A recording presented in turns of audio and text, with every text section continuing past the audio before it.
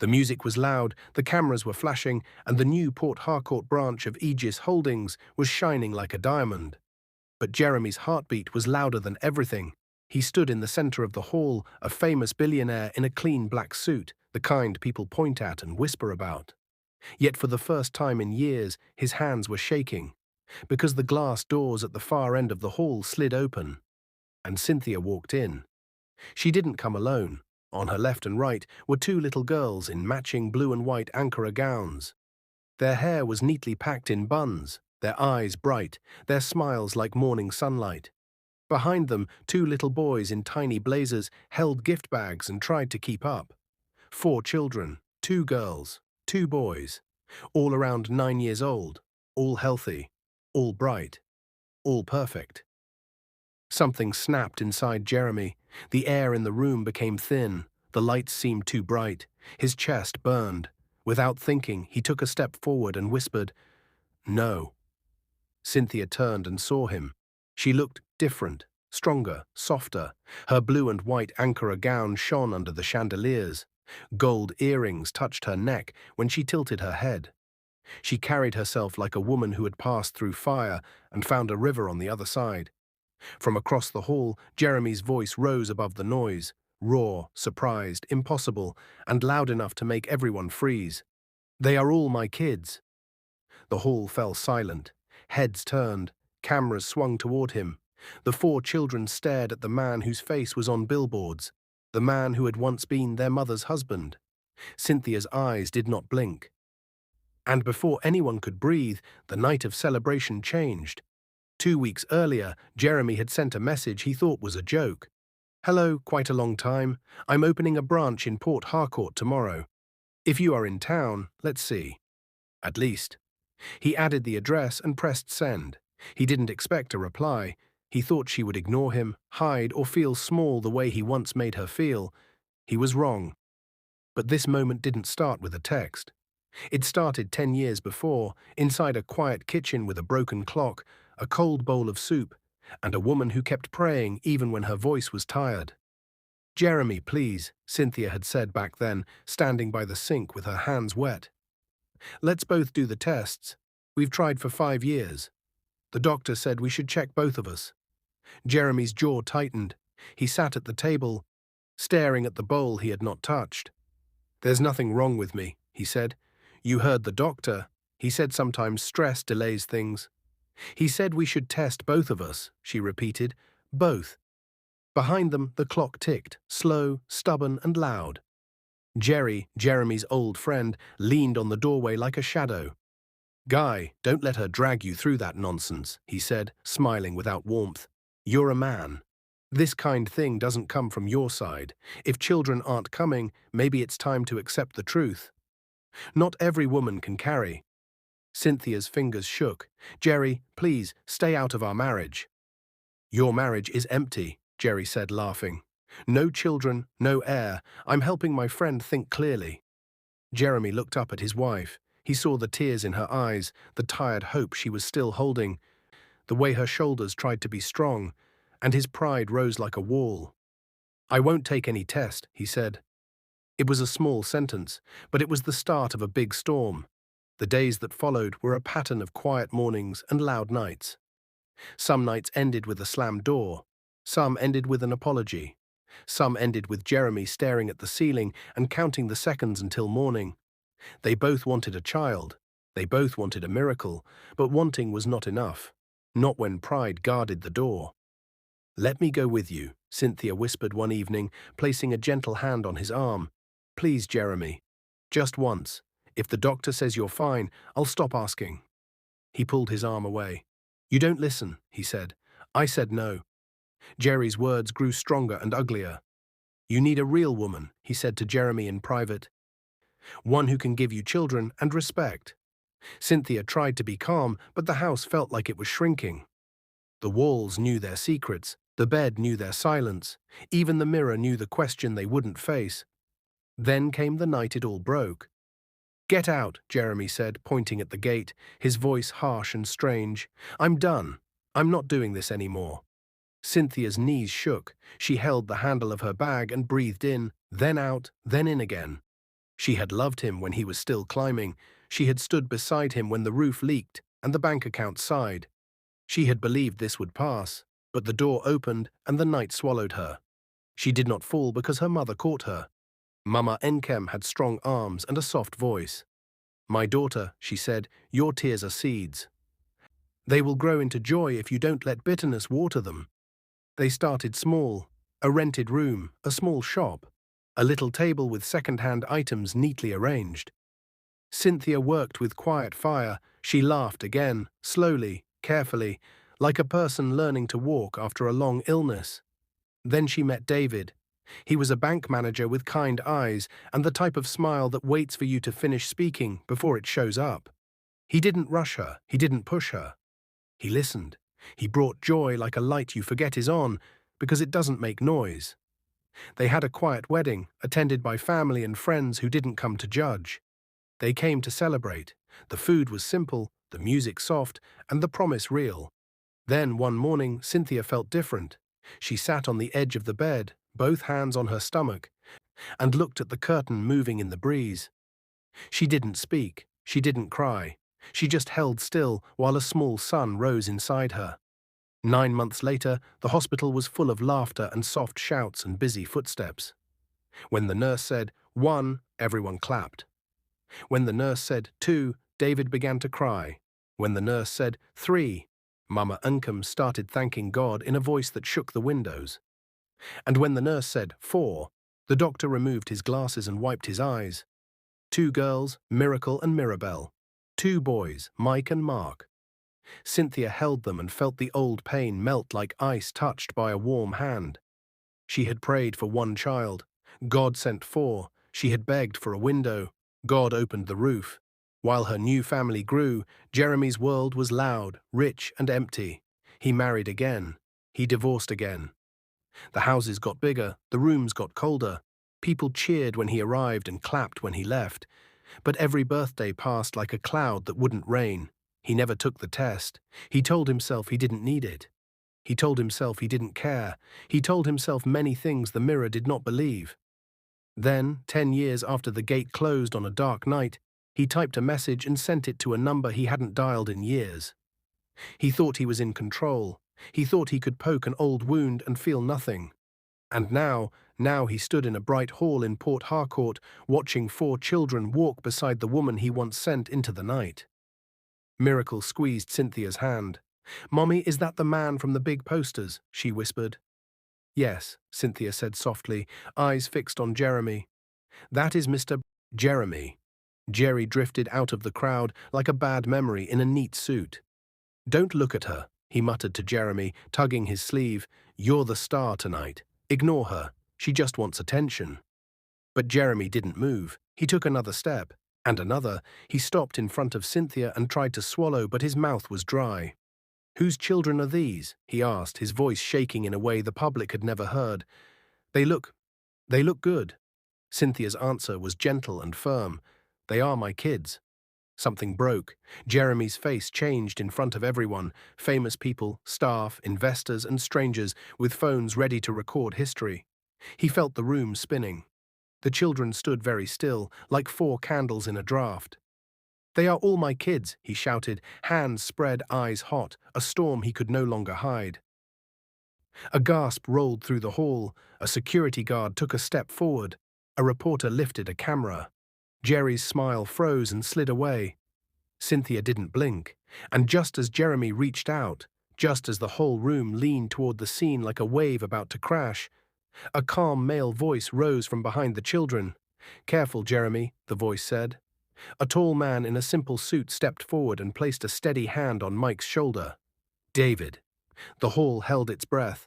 The moment David stepped forward, the entire hall shifted. It felt like the ceiling lights held their breath. Even the air around them seemed to stop moving. He stood tall, calm, and confident. Nothing like the shadows that used to follow Jeremy years ago. His hand rested gently on Mike's shoulder, steady and protective. Jeremy blinked hard, as if seeing the man for the first time. "David?" he whispered.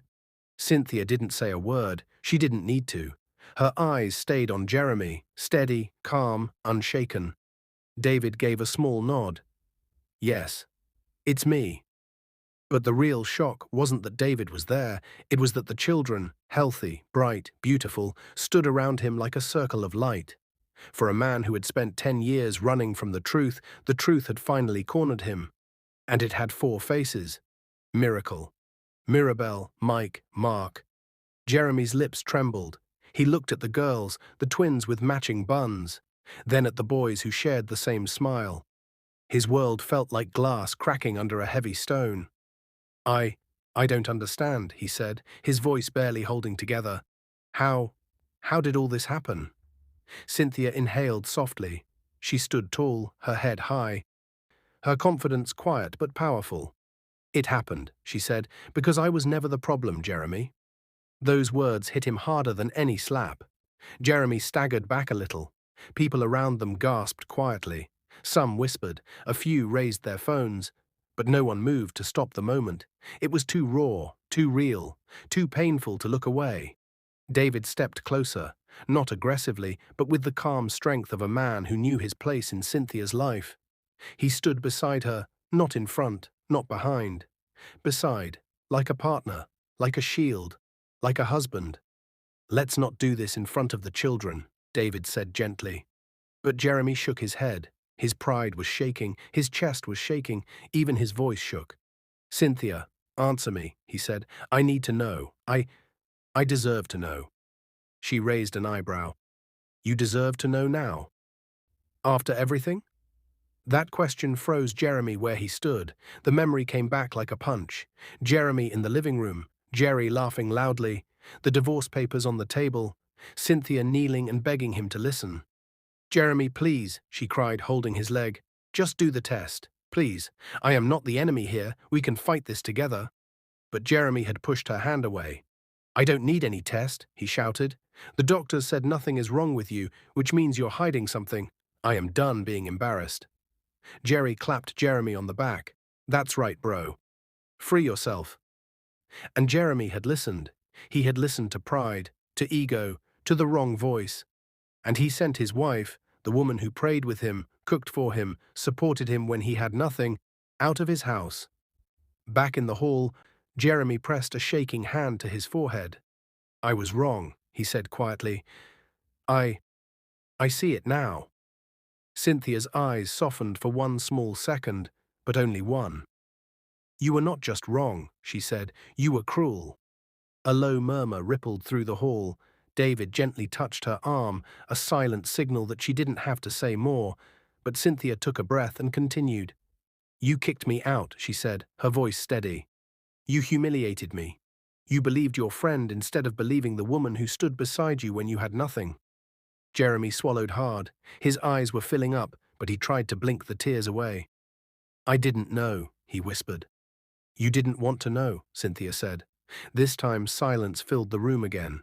Even the children stood still. Mirabelle looked up with innocent eyes. Mommy, she whispered, why is he sad? Cynthia slowly bent down and smoothed Mirabelle's hair. Because he is seeing the truth, she said softly, for the first time. David watched them, his family, with a protective warmth in his eyes. Then Jeremy's voice cracked. So they are all yours, he asked Cynthia. Yes, she said proudly. I got married to David. I became pregnant the same year, and I gave birth to my quadruplets, Miracle, Mirabelle, Mike, and Mark. The children all smiled at the sound of their names. Jeremy's heart twisted painfully. Quadruplets. 4 children from the woman he once called infertile. 4 children from the woman he refused to get tested for. 4 children from the woman he threw away. He stared at the floor, but the memory of Jerry's mocking voice came back. Guy, leave her. There are better women. If she can't give you a child, what's the point? Jeremy clenched his fist. Then suddenly, Jerry stepped forward, trying to save the moment. Cynthia, don't start this drama here, he said loudly. Everyone knows you were the problem, not Jeremy. You just… Slap. Everyone gasped. Cynthia hadn't slapped him. David had. Quick, clean, sharp. Jerry stumbled back, holding his cheek in shock. David's calm voice was gone. In its place was a deep, protective fire. "Speak about my wife again," he said slowly, "and you will get more than a slap." The hall erupted in whispers. Security guards rushed forward. Jeremy stared at his friend, the same man whose voice had poisoned his marriage, and something dark flashed in his eyes. The truth was unraveling, painfully and publicly. But then, just as David stepped back beside his wife, and Jerry tried to speak again, Miracle suddenly gasped and tugged Cynthia's arm. "Mummy, look," she pointed. Cynthia turned, and the entire hall turned with her. Jeremy was falling. His knees hit the floor, his hand grabbed his chest. His breathing turned strange, uneven, loud enough for everyone to hear. "Jeremy!" someone shouted. People rushed forward. A security guard screamed, "Call the ambulance!" But Jeremy lifted a shaking hand and pointed weakly at Cynthia. His voice was almost a whisper. "Cynthia, don't go, please." And then, his eyes rolled back. He collapsed. The hall erupted in chaos. Screams filled the hall, chairs scraped the floor, people ran in different directions. Someone shouted for water, another shouted for space. But Jeremy lay on the ground, still, pale, and gasping like his lungs were fighting for air they couldn't find. Cynthia froze. Her children clung to her legs. David stepped in front of them without thinking, shielding them from the growing crowd. Jerry, who had just been slapped, looked shocked and confused. "Jeremy, bro, can you hear me?" He knelt beside him, shaking him lightly. "Jeremy, get up. Don't do this now, please." But Jeremy didn't move. His eyes fluttered. His lips trembled. Every breath sounded painful. The once proud billionaire, who used to walk like the world belonged to him, now looked small, fragile, broken. A security guard knelt beside him. "Sir, stay with me. Stay awake. Help is coming." Jeremy's fingers twitched. Then they moved, reaching weakly toward Cynthia. She didn't move at first. Her heart was pounding too fast. Her breath felt stuck in her chest. Memories crashed into her. Memories of him shouting. Memories of that cold night he threw her out. Memories of her tears on the street. But then she heard a tiny voice behind her. "Mommy, is he dying?" Miracle's voice, soft, innocent, scared. Cynthia blinked. Something inside her shifted. Not love, not pain, something deeper, human compassion. She hesitated just for 1 second, then stepped forward. David stayed close, eyes sharp and watchful. Jerry looked up at her, frantic. "Cynthia, please, talk to him. Maybe he'll hear you." David almost stepped in, but Cynthia touched his arm. "Let me," she said softly. She knelt down beside Jeremy. He looked like he was drowning in air. "Jeremy," she said gently, her voice steady. "Can you hear me?" His eyes fluttered, then opened just enough to see her face. "Thea," he whispered. "Yes, I'm here." People around them held their breath. Jeremy's fingers moved toward her again, shaking so badly he could barely lift his hand. I'm sorry," he choked out. I didn't know. I didn't know." Cynthia swallowed hard. Tears threatened to fall, but she held them back. "Jeremy, breathe slowly. Help is coming." "I ruined everything," he whispered. "You were never the problem." His voice faded, his body lurched, his breathing stopped for a heartbeat, then started again, shallow and weak. "Mommy," Mirabelle cried softly from behind David. "Is he going to heaven?" Her question stabbed the air like a knife. Cynthia's lips trembled. "Not today," she whispered. Sirens echoed in the distance. The hall doors burst open as paramedics rushed in with a stretcher. "Please step aside. Give us space." David immediately grabbed the children and moved them far from the crowd, kneeling in front of them to block their view. "It's okay," he said gently. "He'll be fine. You're safe." But the children were still trembling. The paramedics checked Jeremy quickly. "Pulse is weak. Oxygen dropping. Prepare the stretcher." Jerry paced back and forth, hands on his head. "Oh God, oh God. Jeremy, please don't die. Not like this." As they lifted Jeremy onto the stretcher, his hand slipped from Cynthia's fingers. For a second, his eyes opened again, glassy, unfocused, but searching. "Don't leave," he whispered. Cynthia's heart clenched. There was so much pain in those words, pain from today. pain from 10 years of running from truth. But she took a slow breath and replied softly, "I'm not leaving. You're safe." The paramedics rushed him out. Jerry tried to follow, but a guard stopped him. "Only family can go," he said. Jerry turned quickly to Cynthia. "Please," he begged. "They won't let me in. They said only family." Cynthia's brows lifted. "And why are you asking me?" You were his wife," Jerry blurted out. David stepped forward instantly. "Watch your words," he warned. But Jerry wasn't thinking. He was panicking. "He needs someone. Please, they won't let me follow him alone." Cynthia looked from Jerry to the exit doors, to the ambulance lights flashing outside the hall. She wasn't his wife anymore. She wasn't responsible for him. She had moved on. She had healed. She had a life, 4 beautiful children, and a loving husband who fought for her. But Cynthia had always been the kind of person who didn't leave anyone behind, not even someone who once hurt her. She slowly stood up. David stepped closer. "Cynthia," he said softly, "you don't owe him anything, not anymore." She looked into his eyes, warm, steady, protective. "I know," she whispered, "but I'm not doing this because I owe him. I'm doing this because it's the right thing." David searched her face for a moment, then nodded. "I understand," he said gently. "Just be careful." She squeezed his hand. "I will." Jerry grabbed her arm, desperate. "Thank you." David yanked Jerry's hand off instantly. "Don't touch her again."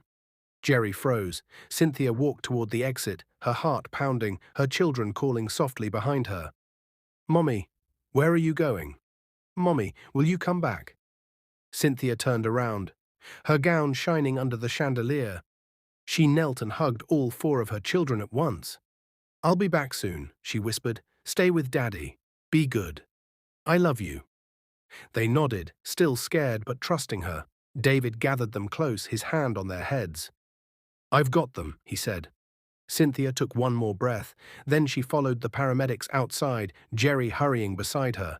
The ambulance doors were already open. Jeremy lay inside, oxygen mask on his face, wires connected to his chest. His eyes were closed again. A paramedic turned to Cynthia. "Are you his family?" She hesitated. Then, before she could answer, Jeremy's eyes opened for a second, and he whispered through the mask, "She's my wife." The entire ambulance went silent. Cynthia's eyes widened. Jerry's mouth fell open. The paramedic looked at her. "Mom, please get inside. We need you." And before she could react, before she could question, before she could breathe, Jerry turned to Cynthia, panic in his eyes, and said, "Please, don't let him die thinking you still hate him." Cynthia froze. Her heart dropped. Her next move would change everything. The ambulance doors slammed shut. Sirens wailed. Red lights flashed across Cynthia's face as the vehicle sped away from the event hall, and she suddenly felt the weight of everything. 10 years of silence, 10 years of healing, 10 years of moving on, crashing into this single moment. Jeremy lay on the stretcher, weak and pale, an oxygen mask covering half his face. His fingers twitched. His breathing sounded uneven, like each breath was a small battle. Jerry sat in the corner, shaking his leg nervously, sweating more than Jeremy himself. A paramedic leaned toward Cynthia. "Mom, you need to talk to him. His heart rate spikes when he panics. Just speak softly." Cynthia nodded, though her own chest felt tight. She slowly moved closer. "Jeremy, can you hear me?" Jeremy's eyelids fluttered. He opened them slowly, and the moment he saw her, they filled with tears. "Cynthia," he whispered through the mask.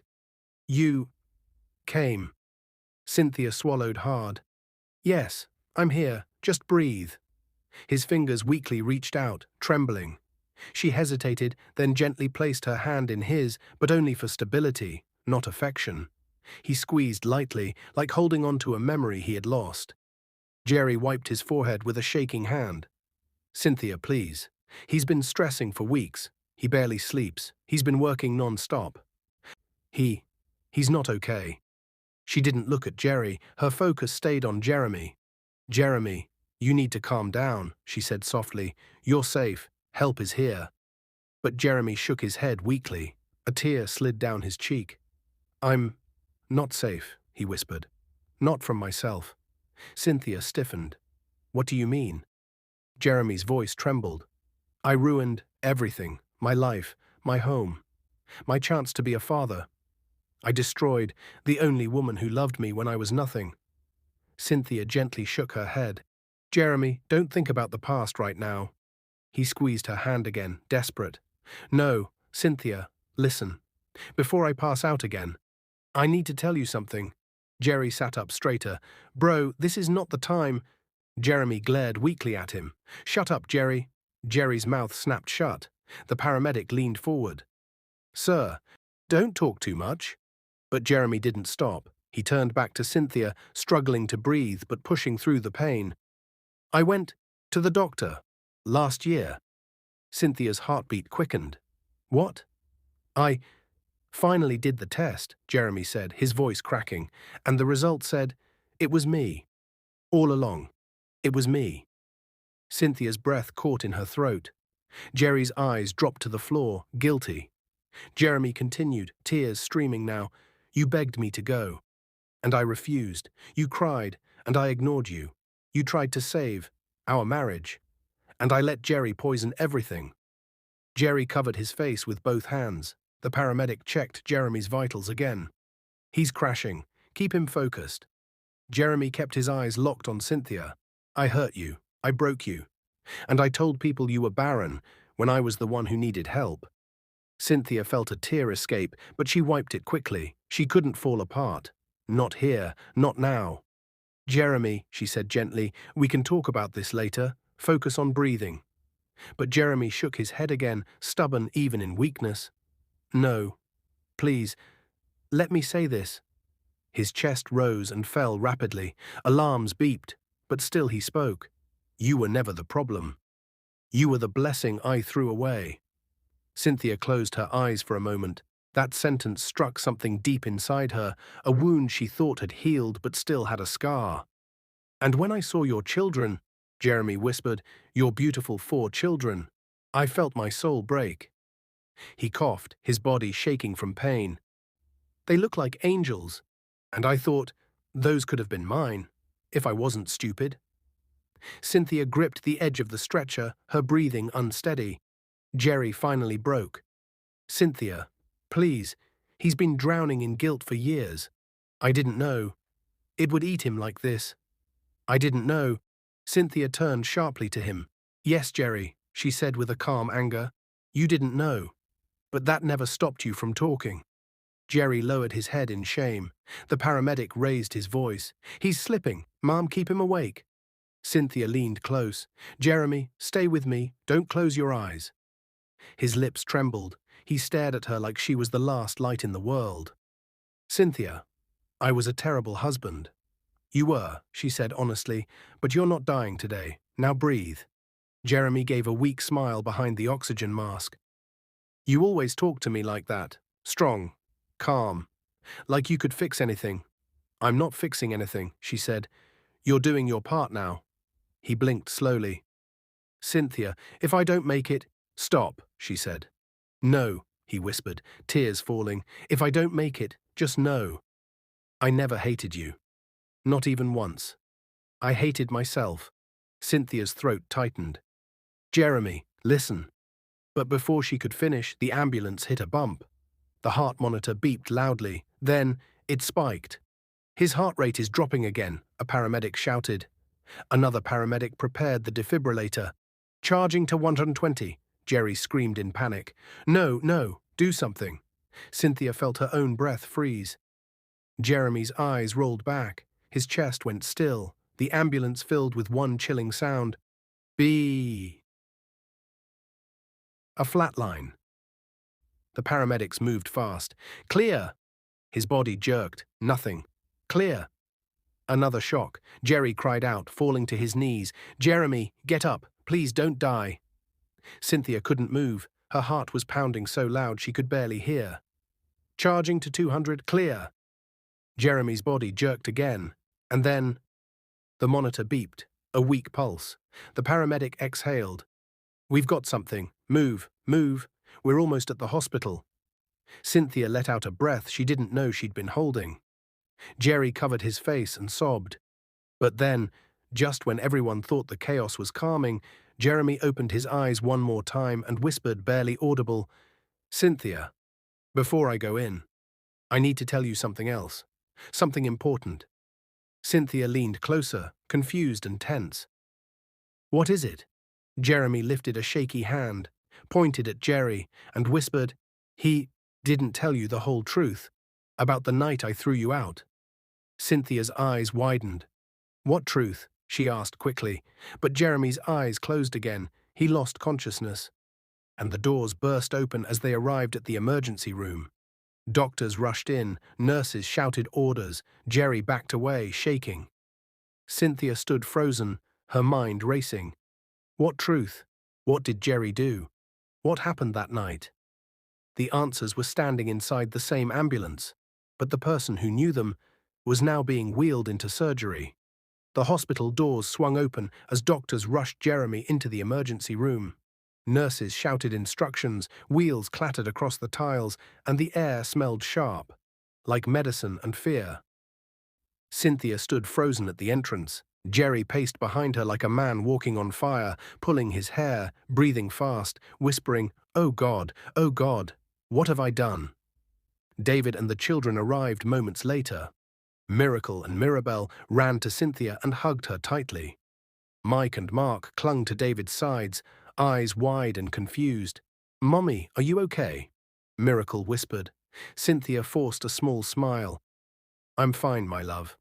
David looked at her, concern deep in his eyes. "How is he?" "They're operating," she said quietly. He stopped breathing in the ambulance. David reached for her hand. "Do you want to sit? You're shaking." She hadn't even noticed. She allowed him to guide her to a chair. The children sat beside her, leaning on her shoulders, surrounding her like a warm little shield. But her mind wasn't here. Her mind was stuck on Jeremy's last words. "Jerry didn't tell you the whole truth? About the night I threw you out?" "What truth?"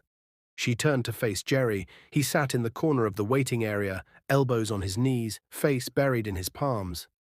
His shoulders shook, whether from fear, guilt, or both, she didn't know. Cynthia took a steady breath. "Jerry," she called. He flinched. Slowly, he lifted his head. His eyes were red. His face looked older, weighed down by years of secrets. "Come here," Cynthia said. He stood, walked slowly toward her, as if each step felt heavier than the last, and stopped in front of her like a student who knew he failed a test. David stepped protectively closer, but Cynthia lifted a hand. "It's okay." Jerry swallowed hard. "Cynthia," he whispered. I'm so sorry." Cynthia's voice was calm but firm. "Jeremy said you didn't tell me the whole truth about the night he sent me away." "What happened?" Jerry wiped his face.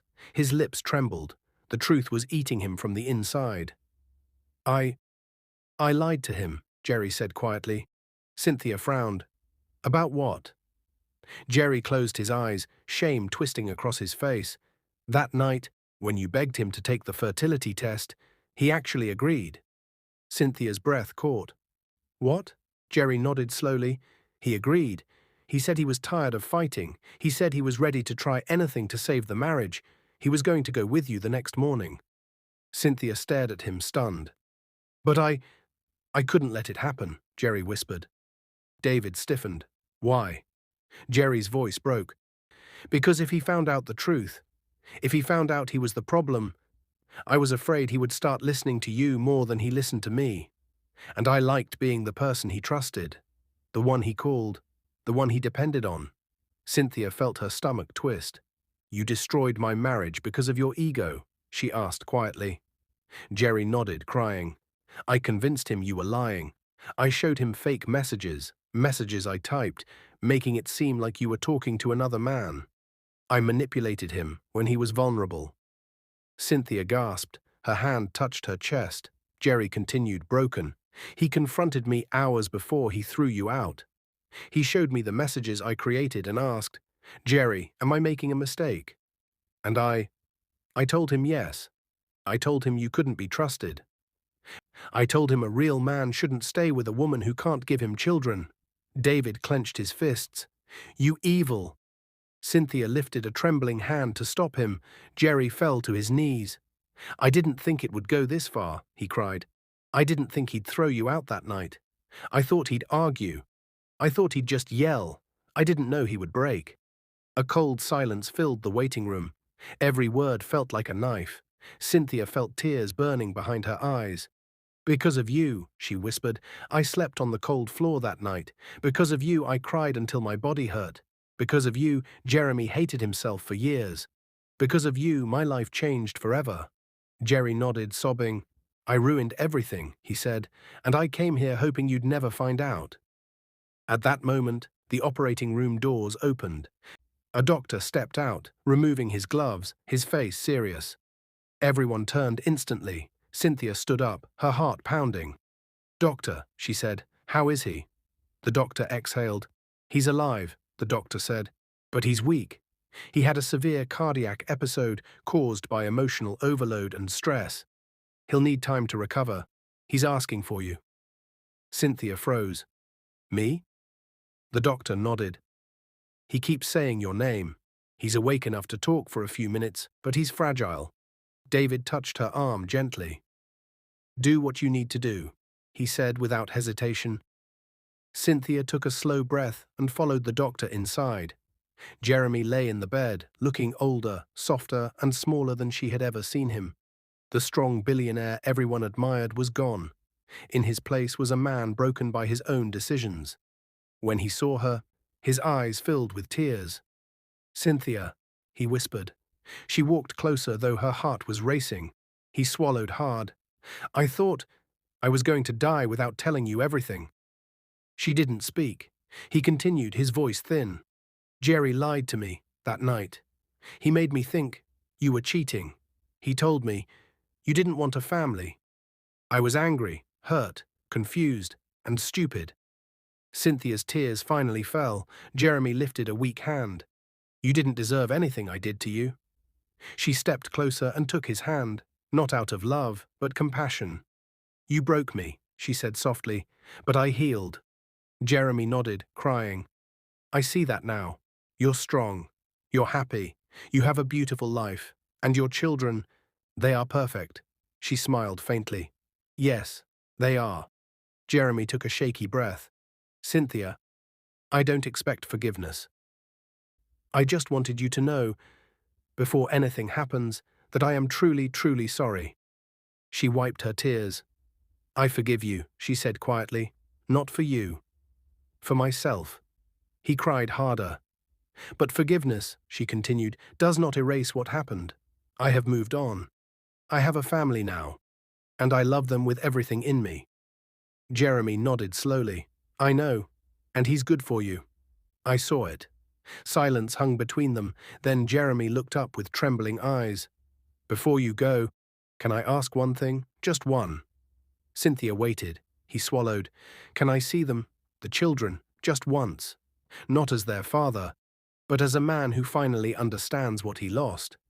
Cynthia's heart squeezed. She stood quietly for a moment. Then she nodded. "I'll bring them in." Jeremy closed his eyes and exhaled with relief. Cynthia stepped out of the room. The children sat on chairs, swinging their legs. "Mommy," Mike asked, "is he okay?" "He's getting better," she said softly. "He wants to see you." The 4 children exchanged confused glances. "Is he a nice man?" Mark asked. Cynthia smiled sadly. "He wasn't before, but he's trying now." Miracle took her hand. "We'll be kind, Mommy." Cynthia kissed her forehead. "I know you will." She led them inside. Jeremy looked up, and the sight of the 4 children made his lips tremble. Miracle stepped forward. "Hello, sir," Mirabelle added softly. "Mommy said you're feeling better." Mike handed him a small wrapped candy from his pocket. "You can have this." Mark nodded proudly. "It tastes nice." Jeremy took the candy with shaking fingers and broke down crying. The children looked at each other, confused. "Why is he crying?" Miracle whispered. Cynthia answered gently, "Because sometimes people cry when they see something beautiful that they know they can never have." Jeremy looked at her with grateful eyes, and for the first time in 10 years, he felt peace. Not happiness, not joy, but peace. a soft, quiet acceptance. Cynthia squeezed his hand lightly, then she led the children out. David wrapped his arm around her as soon as she stepped into the hallway. "You okay?" he whispered. She nodded, leaning on him. Behind the glass, Jeremy watched her walk away. She wasn't his anymore. She never would be. But as she left with her new family, a family built on love, patience, and healing, he closed his eyes and finally let go. If you like this story, comment, share, and subscribe to our channel for more interesting stories.